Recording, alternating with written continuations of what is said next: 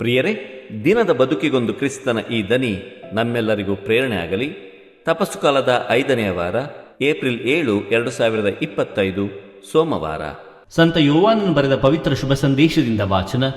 8ನೇ ಅಧ್ಯಾಯ 1ರಿಂದ 11ರವರೆಗಿನ ವಚನಗಳು. ಆ ಕಾಲದಲ್ಲಿ ಯೇಸು ಓಲಿವ್ ಗುಡ್ಡಕ್ಕೆ ಹೋದರು. ಮರುದಿನ ಮುಂಜಾನೆ ಅವರು ಮತ್ತೆ ಮಹಾದೇವಾಲಯಕ್ಕೆ ಬಂದರು. ಜನರು ಸುತ್ತಲೂ ಬಂದು ನೆರೆಯಲು ಯೇಸು ಕುಳಿತುಕೊಂಡು ಬೋಧಿಸತೊಡಗಿದರು. ಆಗ ಧರ್ಮಶಾಸ್ತ್ರಿಗಳು, ಫರಿಸಾಯರು ಒಬ್ಬ ಹೆಂಗಸನ್ನು ಅಲ್ಲಿಗೆ ಕರೆತಂದರು. ಅವಳು ವ್ಯಭಿಚಾರ ಮಾಡುತ್ತಿದ್ದಾಗಲೇ ಸಿಕ್ಕಿಬಿದ್ದಿದ್ದಳು. ಅವಳನ್ನು ಎಲ್ಲರ ಮುಂದೆ ನಿಲ್ಲಿಸಿ, ಬೋಧಕರೇ, ಈ ಹೆಂಗಸು ವ್ಯಭಿಚಾರ ಮಾಡುತ್ತಿದ್ದಾಗಲೇ ಸಿಕ್ಕಿಬಿದ್ದಳು. ಇಂಥವರನ್ನು ಕಲ್ಲೆಸೆದು ಕೊಲ್ಲಬೇಕೆಂದು ಮೋಶೆಯೇ ಧರ್ಮಶಾಸ್ತ್ರದಲ್ಲಿ ವಿಧಿಸಿದ್ದಾನೆ. ಈ ಕುರಿತು ನಿಮ್ಮ ಅಭಿಪ್ರಾಯವೇನು ಎಂದು ಪ್ರಶ್ನಿಸಿದರು. ಯೇಸುವನ್ನು ಮಾತಿನಲ್ಲಿ ಸಿಕ್ಕಿಸಿ ಅವರ ಮೇಲೆ ತಪ್ಪು ಹೊರಿಸಬೇಕೆಂಬುದೇ ಅವರ ಉದ್ದೇಶವಾಗಿತ್ತು. ಯೇಸುವಾದರೋ ಬಗ್ಗಿಕೊಂಡು ಬೆರಳಿನಿಂದ ಮರಳ ಮೇಲೆ ಏನನ್ನೋ ಬರೆಯುತ್ತಾ ಕುಳಿತರು. ಬಂದವರಾದರೋ ಮೇಲಿಂದ ಮೇಲೆ ಪ್ರಶ್ನೆ ಹಾಕುತ್ತಲೇ ಇದ್ದರು. ಆಗ ಯೇಸು ನೆಟ್ಟಗೆ ಕುಳಿತು, ನಿಮ್ಮಲ್ಲಿ ಪಾಪ ಮಾಡದವನು ಯಾವನೋ ಅಂಥವನು ಇವಳ ಮೇಲೆ ಮೊದಲನೆಯ ಕಲ್ಲು ಬೀರಲಿ ಎಂದು ಹೇಳಿ ಪುನಃ ಬಗ್ಗಿಕೊಂಡು ನೆಲದ ಮೇಲೆ ಬರೆಯತೊಡಗಿದರು. ಇದನ್ನು ಕೇಳಿದ್ದೇ ಹಿರಿಯರಿಂದ ಹಿಡಿದು ಅವರೆಲ್ಲರೂ ಒಬ್ಬೊಬ್ಬರಾಗಿ ಅಲ್ಲಿಂದ ಕಾಲು ಕಿತ್ತರು. ಕೊನೆಗೆ ಅಲ್ಲಿ ಉಳಿದವರೆಂದರೆ ಯೇಸು ಮತ್ತು ನಿಂತುಕೊಂಡಿದ್ದ ಆ ಹೆಂಗಸು. ಆಗ ಯೇಸು ತಲೆ ಎತ್ತಿ, ತಾಯಿ, ಅವರೆಲ್ಲ ಎಲ್ಲಿ? ನಿನಗೆ ಯಾರೂ ಶಿಕ್ಷೆ ವಿಧಿಸಲಿಲ್ಲವೇ ಎಂದು ಕೇಳಿದರು. ಅವಳು, ಇಲ್ಲ ಪ್ರಭು ಎಂದಳು.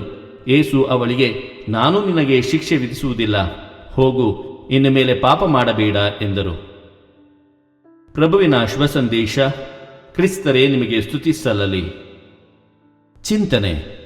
ದಯೆ ಪ್ರೀತಿಯಿಂದಲೂ ಒಬ್ಬ ಪಾಪಿಯನ್ನು ತಿದ್ದಬಹುದು. ಪ್ರಭು ಯೇಸು ಕ್ರಿಸ್ತರಲ್ಲಿ ಆತ್ಮೀಯರೇ, ಯೇಸು ಸ್ವಾಮಿ ಈ ಜಗತ್ತಿಗೆ ಬಂದದ್ದು ಪಾಪಿಗಳನ್ನು ಹುಡುಕಿ ಹಾಗೂ ಅವರ ರಕ್ಷಣೆಗಾಗಿ. ಈ ಜಗತ್ತಿನಲ್ಲಿ ಎಲ್ಲರೂ ಪುಣ್ಯವಂತರಾಗಿದ್ದರೆ ಯೇಸು ಜಗತ್ತಿಗೆ ಬರುವ ಅವಶ್ಯಕತೆ ಇರಲಿಲ್ಲ. ಯೇಸು ಬೋಧಿಸಿದ್ದು ಪ್ರೀತಿ, ಶಾಂತಿ, ಕ್ಷಮೆಯನ್ನು. ಕಾನೂನನ್ನೇ ದೇವರನ್ನಾಗಿ ಮಾಡಿದ್ದ ಫರಿಸಾಯರನ್ನು ಈ ಕಾರಣಕ್ಕಾಗಿಯೇ ಅವರು ಖಂಡಿಸಿದರು. ಫರಿಸಾಯರ ಮತ್ತು ಧರ್ಮಶಾಸ್ತ್ರಿಗಳ ಕಾನೂನಲ್ಲಿ ಪ್ರೀತಿಗೆ, ಕ್ಷಮೆಗೆ ಅವಕಾಶವಿರಲಿಲ್ಲ. ಅಲ್ಲಿ ಕಾನೂನು ಪಾಲನೆಯೇ ಮುಖ್ಯವಾಗಿತ್ತು. ಹಾಗಾಗಿ ವ್ಯಭಿಚಾರದಲ್ಲಿ ಸಿಕ್ಕಿಬಿದ್ದ ಮಹಿಳೆಯನ್ನು ಯೇಸುವಿನ ಬಳಿ ಕರೆತರುತ್ತಾರೆ. ಯೇಸುವನ್ನು ತಪ್ಪಿನಲ್ಲಿ ಸಿಕ್ಕಿಸುವುದೇ ಅವರ ಮುಖ್ಯ ಉದ್ದೇಶವಾಗಿತ್ತು. ಪ್ರಿಯರೇ, ಧರ್ಮೋಪದೇಶ ಕಾಂಡ 22ನೇ ಅಧ್ಯಾಯ 13ರಿಂದ 24ರ ವಚನಗಳ ಪ್ರಕಾರ ವ್ಯಭಿಚಾರದಲ್ಲಿ ಸಿಕ್ಕಿಬಿದ್ದ ಮಹಿಳೆಯನ್ನು ಕಲ್ಲಿನಿಂದ ಹೊಡೆದು ಸಾಯಿಸಬಹುದಿತ್ತು.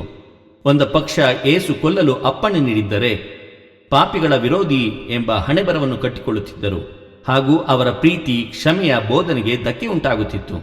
ಯೇಸು ಕ್ಷಮೆ ನೀಡಿದ್ದರೆ ಅವರು ಮೋಶೆಯ ಕಾನೂನನ್ನು ಮೀರಿದಂತಾಗುತ್ತಿತ್ತು. ಫರಿಸಾಯರ ಕಪಟತನವನ್ನು ಅರಿತ ಯೇಸು ಯಾರು ತಪ್ಪನ್ನು ಮಾಡಿಲ್ಲವೋ ಅವರಿಗೆ ಕಲ್ಲನ್ನು ಎಸೆಯುವ ಅವಕಾಶ ನೀಡುತ್ತಾರೆ. ಪರರನ್ನು ದೂಷಿಸುವ ಮೊದಲು ನಮ್ಮ ನೈತಿಕತೆಯ ಪರೀಕ್ಷೆಯಾಗಬೇಕು.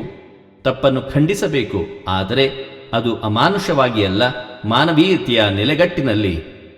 ಪ್ರಿಯರೇ, ಮಾನವೀಯತೆಯ ನೆಲೆಗಟ್ಟಿನಲ್ಲಿ ತಪ್ಪಿತಸ್ಥರನ್ನು ತಿದ್ದಲು ಶಿಕ್ಷೆ ಬೇಕಾಗಿಲ್ಲ, ದಯೆ ಪ್ರೀತಿಯಿಂದಲೂ ಕೂಡ ತಿದ್ದಬಹುದು.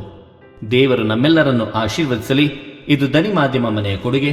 ಧ್ವನಿ ವಂದನೆಯ ಸ್ವಾಮಿ ಶಾಂತಕುಮಾರ್ ಜೆ, ಬೆಂಗಳೂರು ಮಹಾಧರ್ಮ ಕ್ಷೇತ್ರ.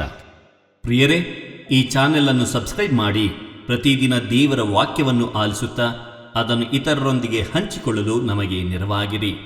ಧನ್ಯವಾದಗಳು.